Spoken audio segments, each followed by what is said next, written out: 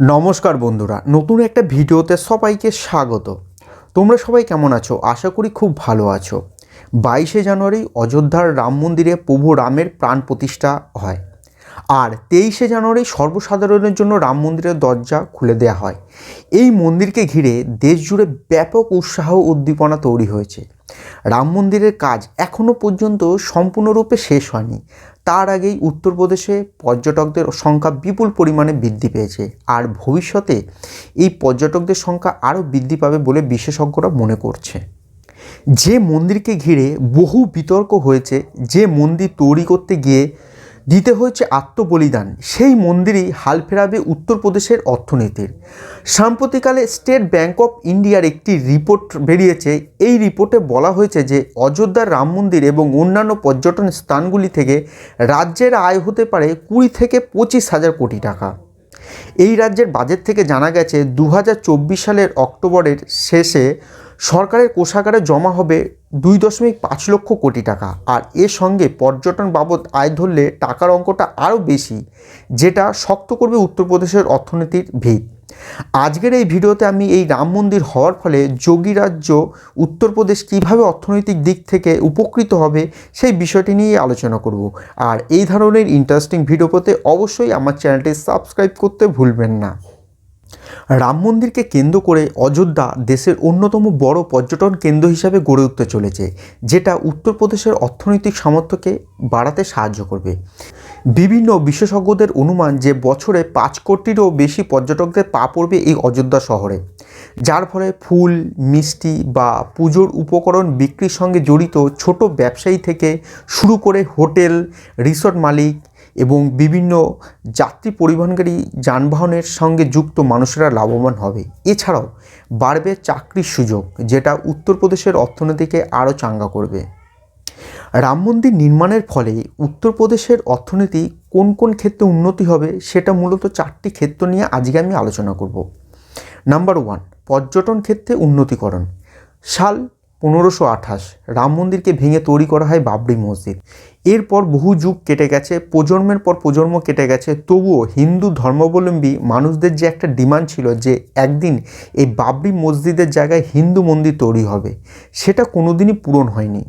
কিন্তু অবশেষে 22শে জানুয়ারি 2024 সাল এই অপেক্ষার অবসান ঘটে, উদ্বোধন হয় রাম মন্দির। আর এই মন্দিরকে ঘিরে হিন্দু ধর্মাবলম্বী মানুষদের আবেগ বা উন্মাদনার শেষ নেই, যে কারণে এখন থেকে বহু পর্যটক ভিড় করছে অযোধ্যা শহরে। আর ভবিষ্যতে এই পর্যটকের সংখ্যা আরও বাড়বে। শুধুমাত্র যে আমাদের দেশের মানুষ এখানে আসবে তা নয়, বাংলাদেশ, নেপাল, ভুটান এছাড়া অন্যান্য যে দেশ আছে সেখান থেকে হিন্দু ধর্মাবলম্বী মানুষেরা ভিড় জমাবে এই অযোধ্যা নগরীতে, যেটা এই উত্তরপ্রদেশের পর্যটন শিল্পকে উন্নত করবে। আর এই পর্যটন শিল্পকে কেন্দ্র করে বিভিন্ন ছোট ব্যবসায়ী, বিভিন্ন ছোট ছোট দোকানদার, বিভিন্ন যানবাহনের মালিকেরা, হোটেল মালিকেরা লাভবান হবে। আর এখান থেকে খুলবে এক নতুন চাকরির সুযোগ, যার দ্বারা উপকৃত হবে বহু মানুষ। এসবিআই সাম্প্রতিককালে একটা রিপোর্ট পেশ করেছে, তাতে দেখা যাচ্ছে অযোধ্যার রাম মন্দির এবং উত্তরপ্রদেশ রাজ্যে যে সমস্ত পর্যটন সংক্রান্ত উদ্যোগ গ্রহণ করা হয়েছে, তাতে 2024 এবং 25 অর্থবর্ষে 5,000 কোটি টাকার কর সংগ্রহ করতে পারে যোগী রাজ্য উত্তরপ্রদেশ। বিদেশি স্টক এক্সচেঞ্জ গবেষণা ফার্ম জেফ্রিসের রিপোর্ট অনুযায়ী দর্শনার্থীদের ভিড়ে মুসলিম এবং খ্রিস্ট ধর্মের দুই পবিত্র স্থান মক্কা ও ভ্যাটিকানকে পিছনে ফেলবে এই অযোধ্যা। মক্কায় প্রতি বছর 2 কোটি মানুষ আসেন, আর এর থেকে সৌদি আরবের আয় হয় 1200 কোটি মার্কিন ডলার, আর ভ্যাটিকানে প্রতি বছর পা রাখে 90 লক্ষ মানুষ। এর থেকে আয় হয় 31 কোটি 50 লক্ষ মার্কিন ডলার। জেফ্রিসের অনুমান অযোধ্যায় প্রতি বছর অন্তত 5 কোটি মানুষ আসবেন। এসবিআইয়ের রিপোর্টে বলছে উত্তরপ্রদেশের অর্থনৈতিক প্রবৃদ্ধির ক্ষেত্রে বড় ফ্যাক্টর হতে চলেছে অবশ্যই অযোধ্যার এই রাম মন্দির। নাম্বার 2 হচ্ছে রোজগার সৃষ্টি। অযোধ্যার রাম মন্দির নির্মাণের ফলে বহু মানুষ নতুন নতুন কাজের সন্ধান পাবে। যেমন ধরুন, রাম মন্দির তৈরি হতে তাতে প্রথম যে জিনিসের ডিমান্ড হবে সেটা হচ্ছে মানুষ মন্দিরে পুজো দিতে এসে প্রথমে খোঁজ করবে ফুলের, তারপর হচ্ছে বিভিন্ন মালা এবং মিষ্টি। তো সেই ক্ষেত্রে বিভিন্ন মানুষ এই ধরনের ছোট ছোট দোকান করে রোজগারের একটা নতুন রাস্তা খুঁজে পাবে। তারপর আসি যানবাহনের ক্ষেত্রে বা পরিবহনের ক্ষেত্রে। যেমন ধরুন, একটা মানুষ যদি রাম মন্দিরে যেতে হয় বা আশেপাশে দর্শনীয় স্থান দেখতে হয়, তাহলে তার দরকার পড়বে গাড়ির। তো এক্ষেত্রে বিভিন্ন মানুষ গাড়ি চালিয়ে তাদের জীবিকা নির্বাহের সুযোগ পাচ্ছে। এবার আসি হোটেলের ক্ষেত্রে। কোনো মানুষ যখন অযোধ্যায় আসবে, অবশ্যই তারা সেখানে 2 দিন বা 3 দিন থাকার জন্য একটা ভালো হোটেল খুঁজবে। এই কারণে অযোধ্যাতে এখন নতুন নতুন প্রচুর পরিমাণে হোটেল তৈরি হচ্ছে, যেটা পরোক্ষভাবে উত্তরপ্রদেশের অর্থনীতিকে উন্নত করবে। এসবিআই রিপোর্টে বলা হয়েছে, অযোধ্যায় প্রতিদিন গড়ে অন্তত 1 লক্ষ মানুষ আসবেন বলে মনে করা হচ্ছে। দ্রুত তা বেড়ে 3 লক্ষ হতে পারে। যদি প্রত্যেক ভক্ত গড়ে 2,500 টাকা করে খরচ করেন, তাহলে শুধুমাত্র অযোধ্যায় উত্তরপ্রদেশের অর্থনীতিতে 25,000 কোটি টাকার অবদান রাখবে।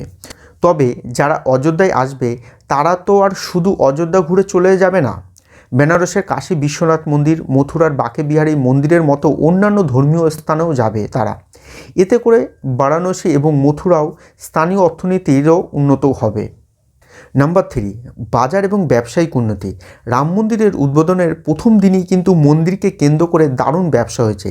দেশের ব্যবসায়ীদের সংগঠন confederation of all India traders জানিয়েছেন, প্রাথমিক অনুসারে রাম মন্দিরের কারণে দেশে প্রায় 1.25 লক্ষ কোটি টাকার ব্যবসা হয়েছে।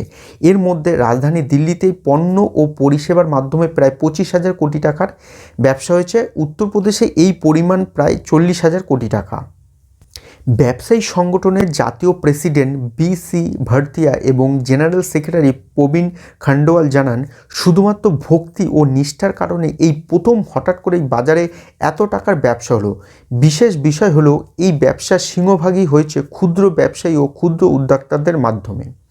Confederation of all India traders বা ক্যাটের মতে, রাম মন্দিরের কারণে দেশে অনেক নতুন ব্যবসার সুযোগ তৈরি হয়েছে। ভারতিয়া ও খান্ডেওয়াল জানান, সারা দেশে শ্রীরাম মন্দিরের কোটি কোটি মডেল, মালা, দুল, চুড়ি, রাম পতাকা, গেরুয়া পতাকা, রামের পেন্টিং, রাম মন্দিরের ছবি বিক্রি হয়েছে। এছাড়াও ঠাকুর ও পূজারীরাও সারা দেশে প্রচুর পরিমাণে অর্থ উপার্জন করেছেন। প্রসাদ হিসাবে বিক্রি হয়েছে কোটি কোটি কেজি মিষ্টি ও ফল।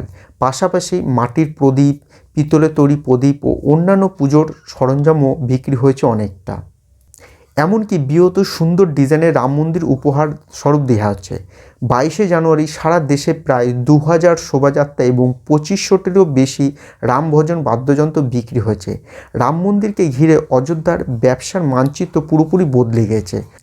টাটারা অযোধ্যায় হোটেল তৈরির ঘোষণা করেছে। হোমস্টে ও হোটেল চালুর কথা জানিয়েছে অনলাইন হোটেল বুকিংকারী কোম্পানি ওয়ো। পাশাপাশি বিসেলারি, বার্গার কিংয়ের মতো কোম্পানিও অযোধ্যায় নিজেদের প্ল্যান্ট খোলার প্রস্তুতি নিয়ে ফেলেছে। নাম্বার 4, সাংস্কৃতিক উন্নতি। অযোধ্যার রাম মন্দিরকে কেন্দ্র করে যেমন ব্যবসায়িক উন্নতি তো ঘটবেই, তেমনি এখানকার সাংস্কৃতিক উন্নতি ঘটবে। অযোধ্যা মন্দিরে শুধুমাত্র যে আমাদের দেশের বিভিন্ন রাজ্য থেকে হিন্দু ধর্মাবলম্বী মানুষেরা আসবে এমনটা নয়, সেখানে অন্যান্য ধর্মের মানুষরা, অন্যান্য দেশ থেকেও বিভিন্ন ধর্মাবলম্বী মানুষেরাও রাম মন্দির দর্শনের জন্য আসবে। সো এখানকার যে স্থানীয় সংস্কৃতি, সেটা সম্পর্কে বাইরের মানুষেরা জানতে পারবে। তেমনি বাইরের মানুষেরা এখানে আসার পরে এক মিশ্র সংস্কৃতির উন্নতি ঘটবে বলে মনে করা হচ্ছে। এখানকার এই যে শিল্প, সাহিত্য, কলা রয়েছে, সে সম্পর্কে বাইরের মানুষেরা জানার সুযোগ পাবে। সো এটাই ছিল রাম মন্দির হওয়ার ফলে উত্তরপ্রদেশের অর্থনীতি ব্যবস্থা কিভাবে বুস্ট পাবে। আশা করি আপনারা বুঝতে পেরেছেন। আর ভিডিওটি ভালো লাগলে অবশ্যই লাইক করবেন, শেয়ার করবেন এবং অবশ্যই সাবস্ক্রাইব করবেন। আজকের ভিডিও এই পর্যন্তই। পরবর্তীতে দেখা হচ্ছে নেক্সট ভিডিওতে। ধন্যবাদ।